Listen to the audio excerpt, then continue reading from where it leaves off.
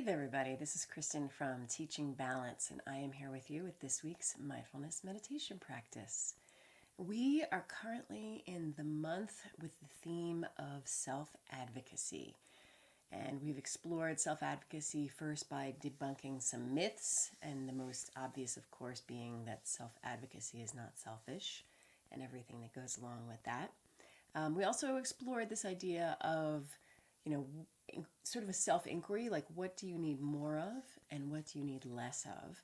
And it's interesting because I was just listening to an audiobook by an author that I admire, who's kind of I sort of think of her as like the originator of all of these conversations about self-care and that sort of thing.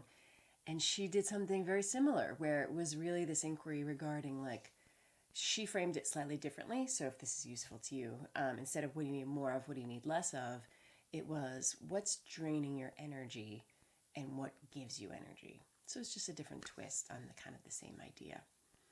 And so for today, I wanted to, when I was reflecting on what to offer you for this week, I felt like it would be helpful, and it just felt kind of right, to offer a little bit of validation to you. And there's a variety of ways that we could go about this, but the phrasing that came up for me was around the idea of you are a reasonable person.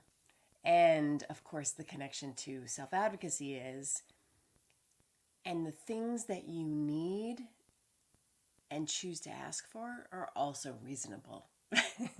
So here's what I mean by this. When you think about it, when we have this conversation about self-advocacy, for whatever reason, sometimes there's some pushback. And we'll talk about how that might look in greater detail actually at another point. But, maybe you've established a boundary and someone is struggling with it in some way because they're unaccustomed to that boundary. Or you decide even more simply to say no to something, and the person who you have to say no to is disappointed. And, this can go in a variety of different examples. But the idea is, I want to invite you to remember that your requests and the things that you say and do as a way to advocate for yourself are all very reasonable.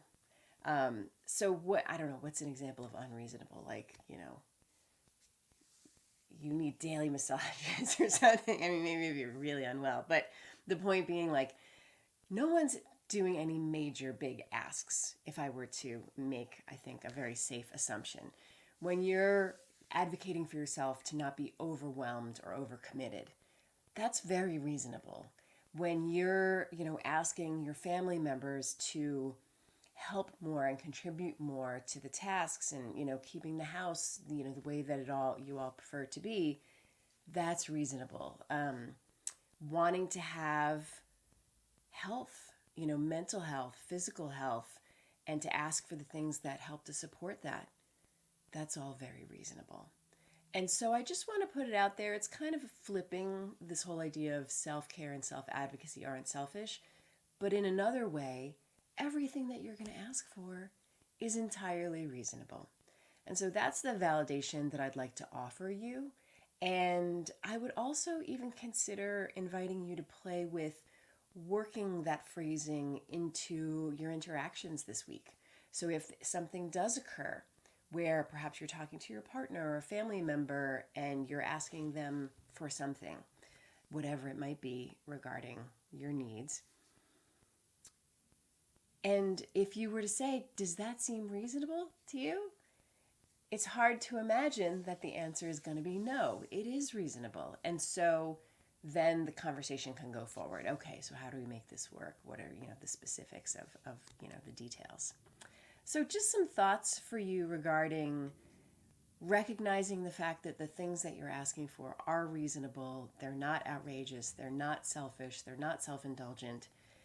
And just to remember that and internalize it so that you can perhaps let go of, or if nothing else, loosen any resistance to advocating for yourself for fear that it's going to seem problematic for others, because of course you are reasonable.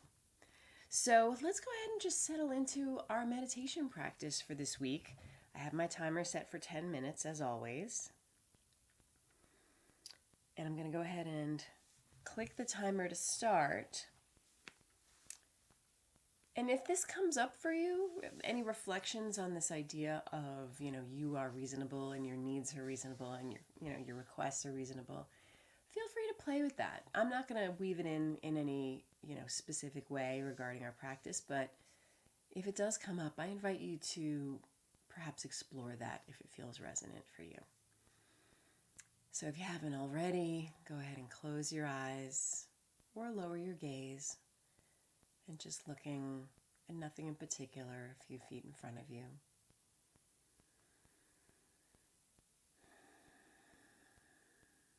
Also, inviting you to allow in some of those deeper, longer,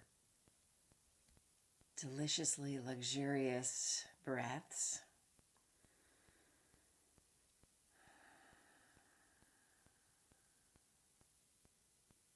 That same teacher I was referencing before, whose books I've read and whom I follow, also really explores this idea of breathing. Now, I would invite you to breathe in whatever way feels right to you. But if it's interesting to you, her big strategy, I guess you could say, or technique, is to focus on nose breathing, if that's available to you. Breathing in slowly through the nose, and then exhaling slowly through the nose. And she also suggests having your exhale be longer than your inhale, whatever way feels like it's right for you. And if you're feeling stuffy and nose breathing isn't really working for you right now, that's fine, of course. Just another one of those ways of exploring various approaches.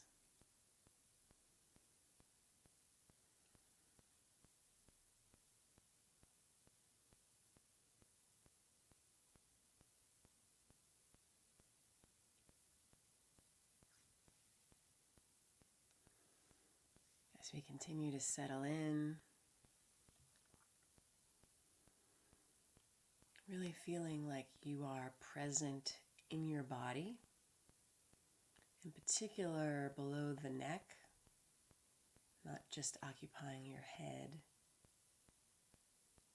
but feeling that connection to the seat and or the floor, whatever you might be in contact with.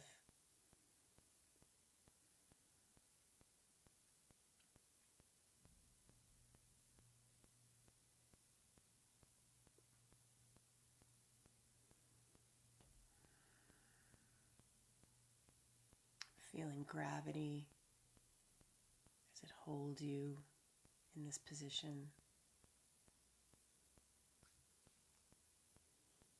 And it might seem silly, but even if you want to play with this gravity piece, one way to do that, whether you're seated or even lying down, is very slightly raising your arms, maybe just an inch above wherever they were. And without any quality of strain or too much efforting. For the moment, if it appeals to you, allowing the sensations of this holding of your arms up very slightly, allowing that to be the anchor for your awareness.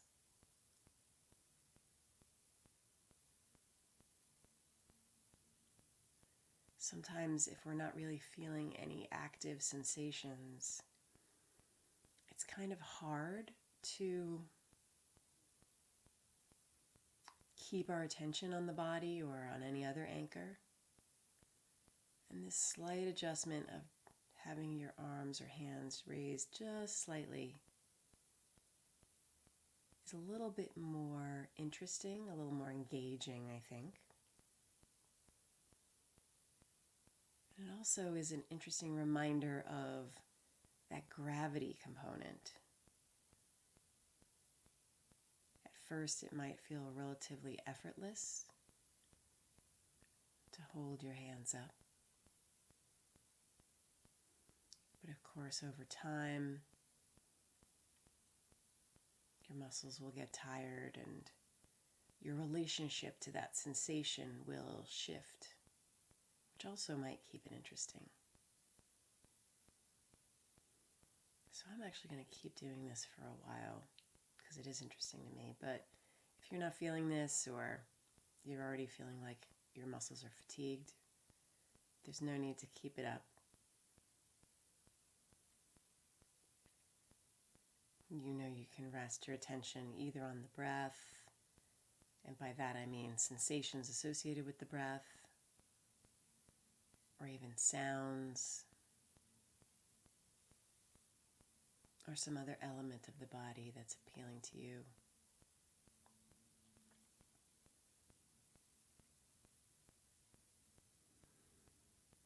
And I know I've probably said it hundreds upon hundreds of times before, but to whatever you rest your attention on, whatever is the object of your awareness, bringing the quality of curiosity and interest to that anchor or object. Being curious about the sensations.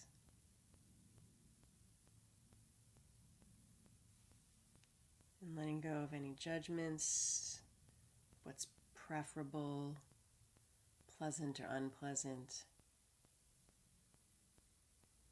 And just noticing whatever is noticeable with that slightly more detached, objective quality of awareness.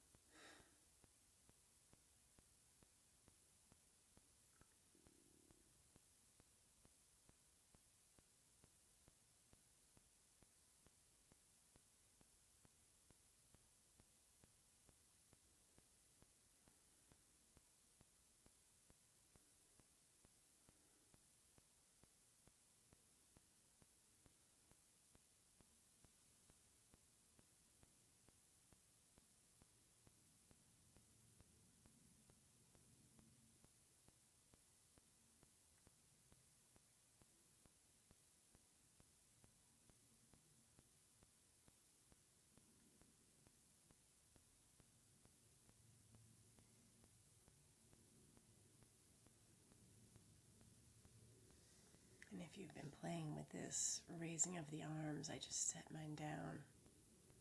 It's really interesting.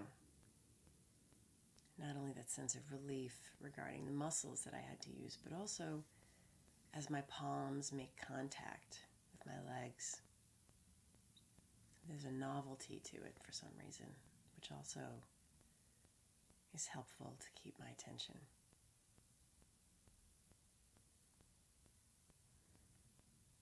So in the minute plus that remains, let's go ahead and just sit together in silence and resting even more deeply in this open awareness and whatever you may be resting your attention on.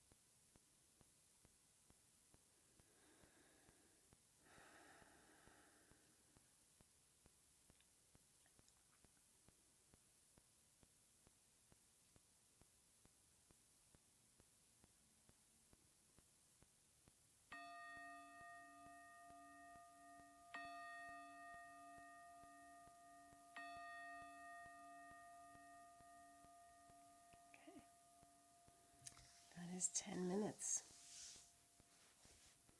So just to recap this idea about I'm acknowledging to you that you are a reasonable person, that your needs are reasonable, and any requests that you might make are as well. And as I mentioned at the intro, just maybe playing with working that phrasing into your day-to-day interactions with people and see if it feels supportive. And also I would be curious to know kind of how